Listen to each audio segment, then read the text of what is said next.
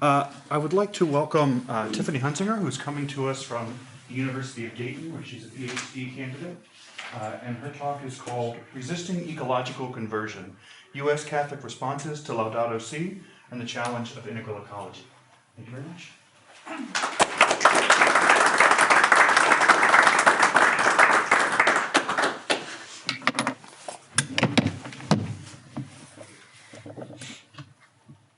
So thank you all for being here. I'm very grateful for the opportunity to present kind of about this problem of what's going on in the United States, specifically in the reception of Laudato Si.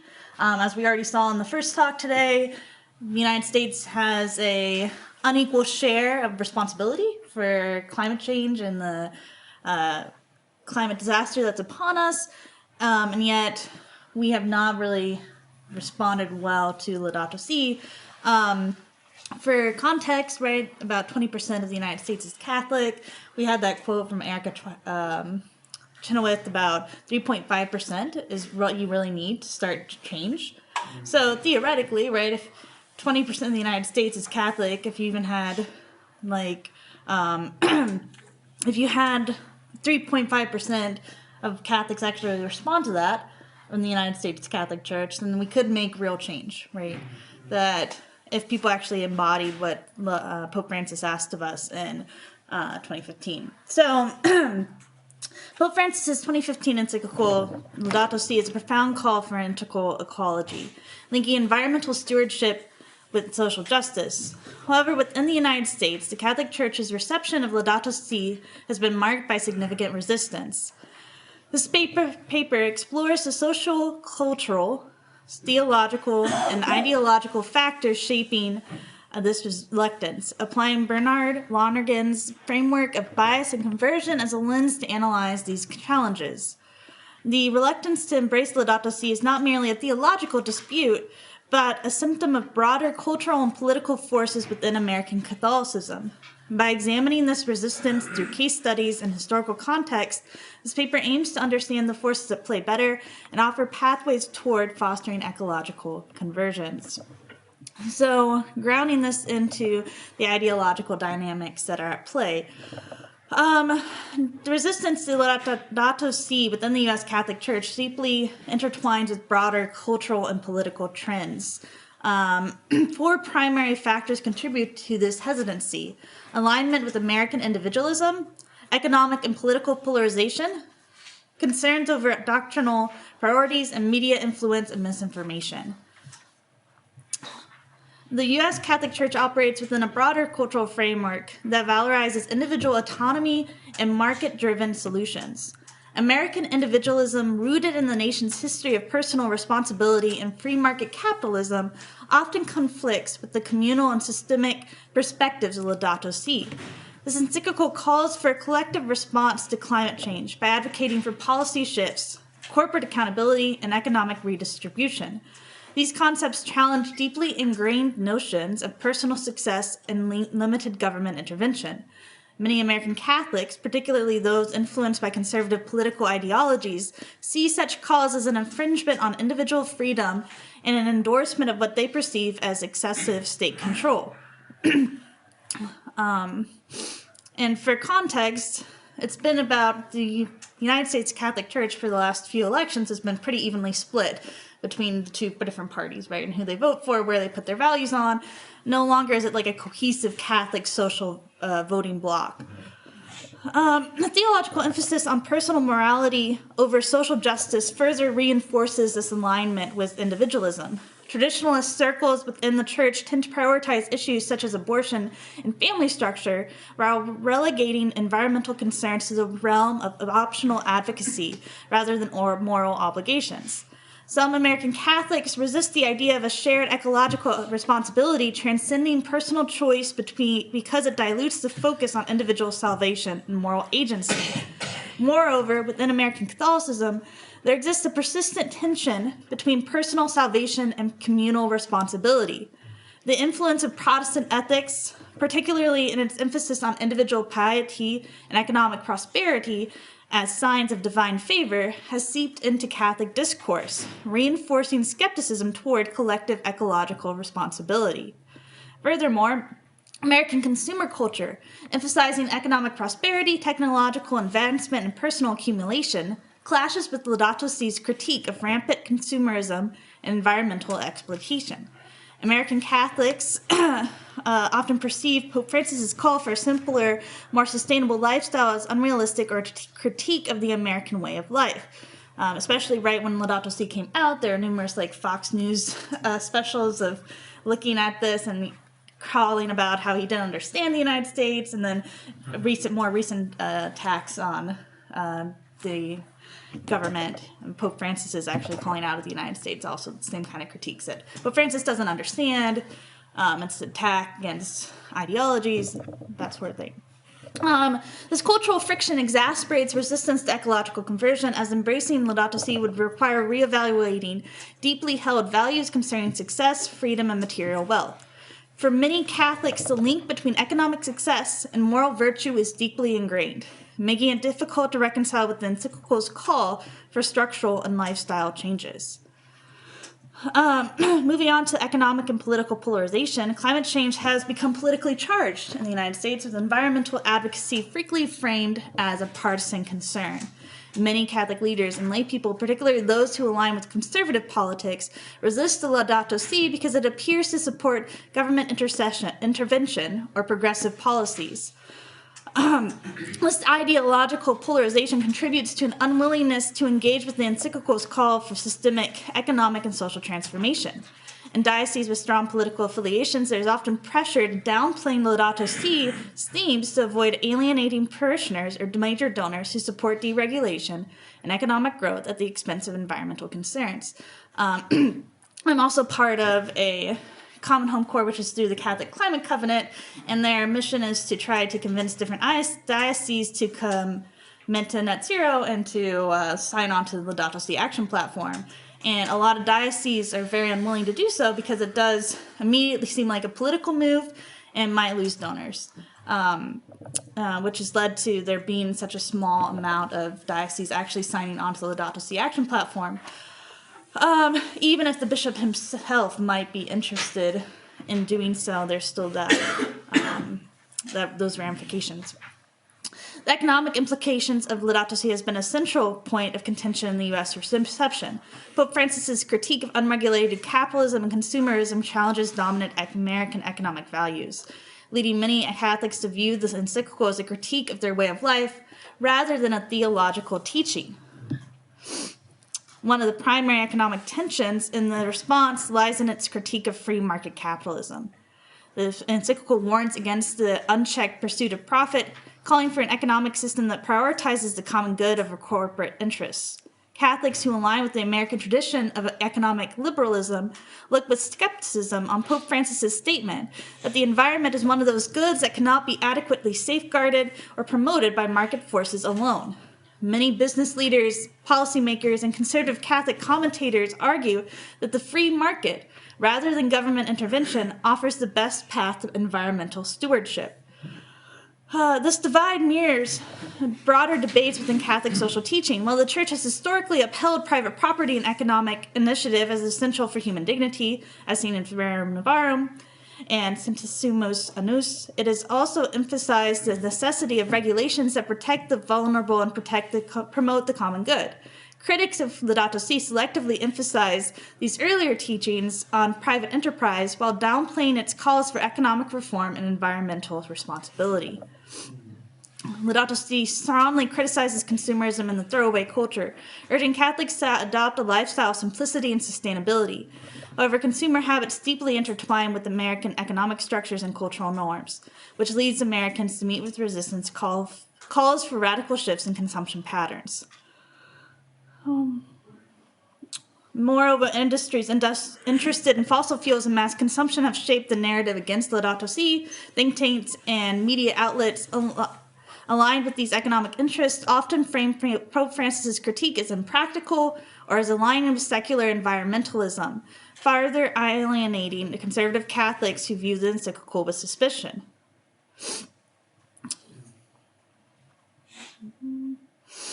Beyond economics, the response to Laudato Si has been profoundly shaped by the broader political polarization in the United States. Climate change, which Laudato Si describes as a global problem with grave implications, has become one of the most divisive issues in American politics. And this is only further reinforced with concern over doctrinal policies, right? And so this is where we see the United States Conference of Catholic Bishops with their divide over what should they consider the preeminent issue. That was the whole thing in the 2020 election, where abortion was seen as the preeminent issue over all other issues of life. So some within the church fear that an emphasis on environmental justice might detract from traditional moral teachings, particularly on issues like abortion and marriage. The concern reflects a hierarchical prioritization of doctrine, where social justice issues, including care for creation, are viewed as secondary to moral theology. Such a stance reinforces group biases by marginalizing integral ecology within Catholic discourse. For many Catholics, particularly in conservative circles, moral issues such as abortion, euthanasia, and sexual ethics have historically taken precedence over social justice concerns, including environmental stewardship. This prioritization has influenced the reception of Laudato Si, some arguing that ecological concerns should not overshadow these fundamental moral teachings. A common argument among critics of Laudato Si is that issues like abortion and euthanasia involve intrinsic evils, actions that are always morally wrong. In contrast, environmental concerns fall under prudential judgment, meaning Catholics can disagree on how best to address them. Some Catholic leaders and organizations have used this distinction to justify downplaying or ignoring Laudato Si, treating it as personal preference rather than binding church teaching. This perspective, however, overlooks the Church's long-standing tradition of integrating care for creation into moral theology, as articulated in documents such as Caritas in Veritate and Gaudium et Spes. The debate over Laudato Si also reflects broader tensions between the seamless garment approach to Catholic social teaching and the hierarchical prioritization of moral issues. The seamless garment approach, championed by figures like Cardinal Joseph Bernardin, argues that all life issues, ranging from abortion and euthanasia to poverty and environmental degradation, are interconnected and should be addressed together. However, many conservative Catholics reject this framework, arguing that placing ecological concerns on the same level as abortion or euthanasia dilutes the Church's moral clarity. And then moving on to the importance of media influence and misinformation, this as well. Catholic media outlets vary in their reception of Laudato Si. While some publications, such as National Catholic Reporter, champion Pope Francis' call for ecological conversion, others, including EWTN and the National Catholic Register, have featured critiques of the encyclical, framing it as overly political or insufficiently theological. This divergence reflects a broader ideological fragmentation within U.S. Catholicism. Additionally, misinformation about climate science and skepticism towards international climate policies further deepen resistance to ecological conversion within Catholic circles. This can also be seen with things like PragerU, this right, channel for different social issues, like Cardinal or Bishop Robert Barron, not Cardinal, Bishop Robert Barron is featured there talking about the importance of God. The same channel also talks about how climate change is just not man-made, was going to happen, that sort of rhetoric. Let's see. A common theme in conservative Catholic media discourse is the notion that Laudato Si represents an overreach of papal authority into scientific and economic matters. Commentators have argued that the Pope should focus on spiritual guidance rather than endorsing environmental policies that could lead to increased government intervention and financial regulation. This framing encourages resistance to the encyclical among politically conservative Catholics, reinforcing the broader skepticism toward climate change. Misinformation about climate change and Laudato Si has significantly shaped Catholic responses to the encyclical. This misinformation is not limited to outright climate denial, but also includes more subtle forms of distortion, such as misrepresenting the encyclical's key themes or downplaying its urgency. Climate change denial remains prevalent in American political and religious discourse, and some Catholic commentators have incorporated this skepticism into their response to Laudato Si. Figures within conservative Catholic circles often cite discredited scientific studies or emphasize uncertainty in climate models to argue that Pope Francis overstates his concerns. In some cases, media outlets have amplified voices that question whether climate change is primarily caused by human activity, despite overwhelming scientific consensus. If climate change is framed as a debatable, exaggerated issue, then the encyclical's call for ecological conversion is perceived as unnecessary or politically motivated. Another form of misinformation involves selective interpretation, where only certain aspects of Laudato Si are emphasized while others are ignored or minimized. Some Catholic media outlets highlight the encyclical's sections on personal responsibility and stewardship, while neglecting its critiques of economic systems and corporate exploitation.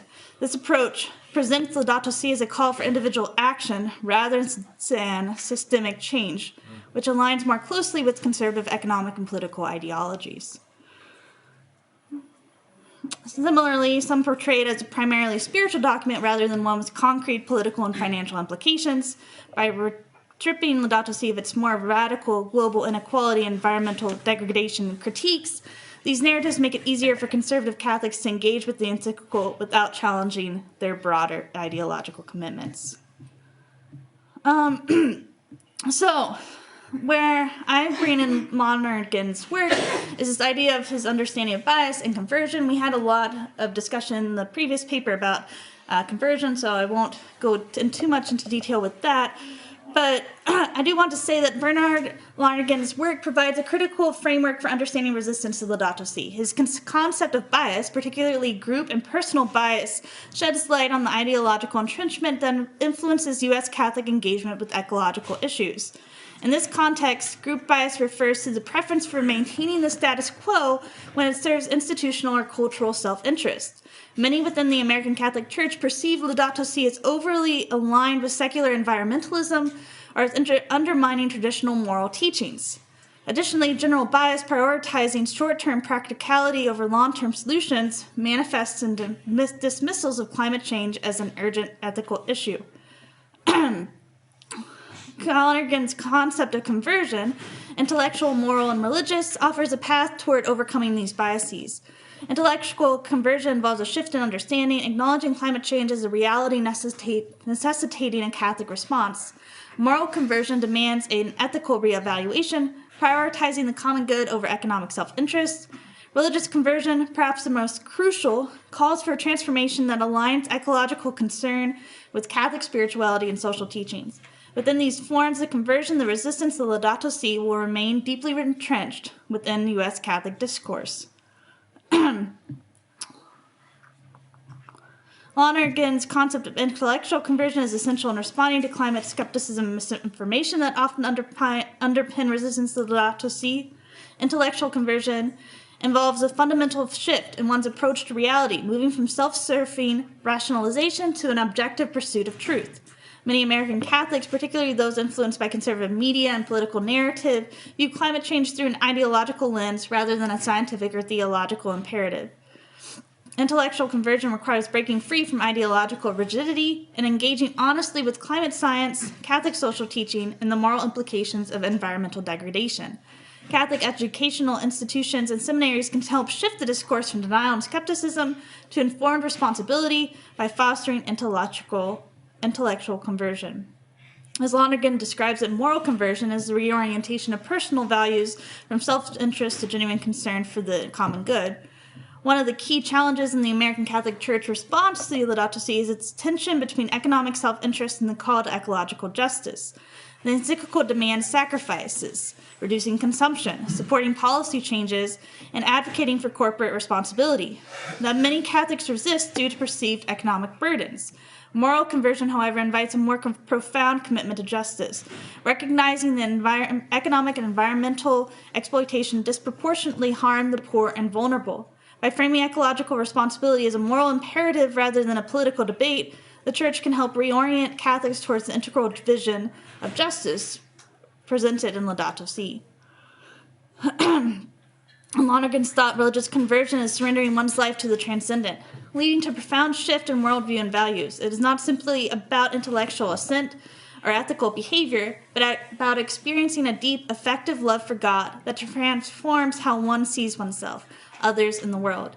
In the context of Laudato Si, religious conversion manifests as an awakening to the sacredness of creation and a recognition that caring for Earth is not merely a moral duty, but a form of worship and a response to divine love. Modern secular culture often disconnects spirituality from material reality, leading many Catholics to compartmentalize their faith and environmental concerns. The loss of a sacramental imagination, a way of seeing the world as infused with divine presences, make it difficult for many to recognize ecological destruction as a spiritual crisis. Religious conversion requires recovering a sense of awe and reverence for creation as a means of encountering God. The Church must intentionally integrate ecological spirituality into Catholic life and practice to foster religious conversion in the environmental sphere.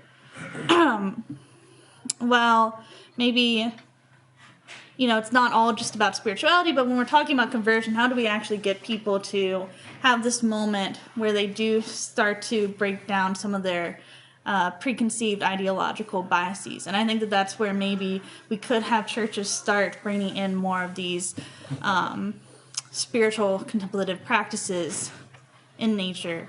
Let's see.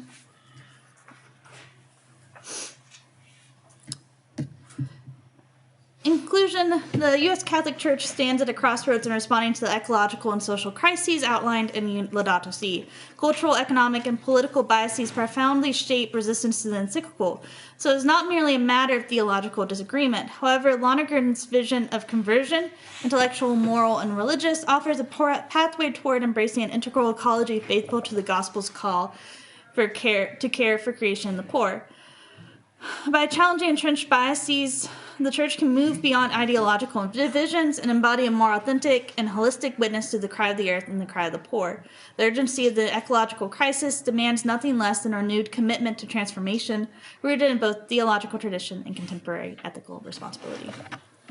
Thank you.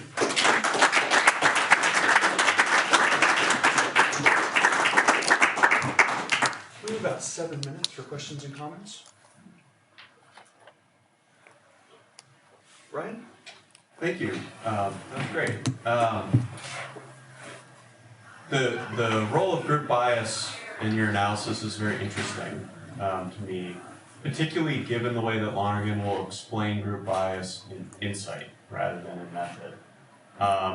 Where in insight, it's not just like me and all my friends are selfish. There are questions that are arising by the concreteness of the situation whose answers seem like they're going to threaten the cohesion and fellow feeling of my group and cause it to potentially break apart. And so it's not like I've read all the Austrian school economists and so have a very settled judgment about the role of free markets. It's that I know that saying I believe in free markets is an important way of belonging to this group. And so when you talk sociologically about how bishops are afraid to teach their own flocks what the Pope is saying to the world's Catholics, it seems to me that there's a supervening problem of group belonging, where for many American Catholics, apparently, primary ways of belonging to the group are quite distinct from belonging to the parish or the diocese or the church. And those forms of belonging have to be somehow wrestled in to this more primary tribe.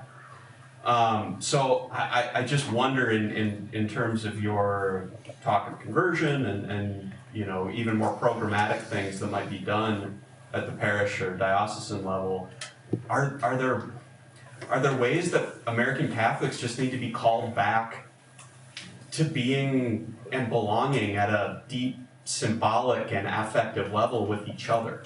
Where these threats of, well, my conservative identity or my whatever, yeah, maybe that's threatened, but I have this more primary mode of belonging that isn't threatened by this, that can invite me to ask different questions and not be so fearful that the answers are going to leave me alone in the dark. Yeah, no, I think I think you're definitely onto that. I mean, I think the issue is what I want to do, what will help me still belong, right? And I mean, we can look at all the studies of loneliness and people feeling like they don't belong and like being willing to do, especially with young Catholics. My primary research right now is on the reception of G.K. Chesterton, looking specifically at traditional like Catholic groups. And I think that you don't want to rock the boat, you want to stay belonging, and especially for young people, that's really important. I think that I wrote a paper about how some conservative American Catholics have more in common than with like other evangelicals, right? Like, I mean, it's very much become a political thing. It's no longer a religious thing. And yeah, I mean, I think there is like a renewal of maybe what is Catholic identity. What does it mean to be somewhere where you can question things? And I think we have lost what that means in the United States because we've become so overtaken with this political kind of refashioning of Catholicism, especially in the last 40 years or so. But yeah, thank you for your comment. Other questions or comments? Monica? I was struck by something. Thank you. Firstly, I was struck by something you said fairly quickly. It was because it's something I've kind of tracked myself. It's this tendency to go back to older documents like Rerum Novarum and pull out private property and ignore universal destination of goods. And so I guess I'm curious for you, just say a little bit more about that sense of how do we kind of, rather than, okay, I'm confident I'm on the left and so I'm not going to touch those sources, and yet I need to appeal to something that's going to try to have this dialogue. So do you have a sense, just say a little more how you do that? Yeah, I mean, this is like, it's not like Laudato Si just popped out of nowhere, right? Like, there is a trajectory of Catholic social teaching leading up to this. And, I mean, it's a whole rich tradition. I mean, all of it's very historically located as well.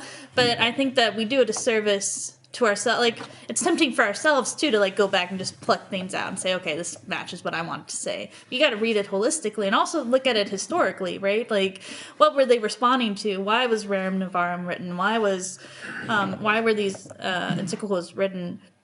But I think that it has been interesting, especially in responses to Catholic social teaching by more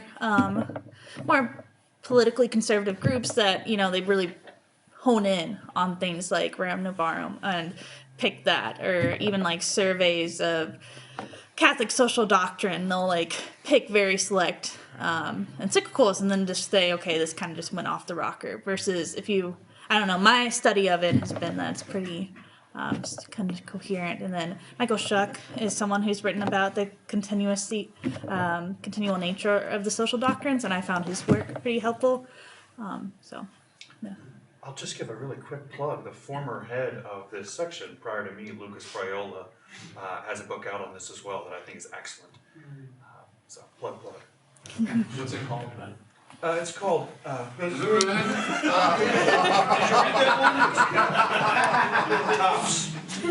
He really only has one book out as a monograph, so Briola, but it's excellent.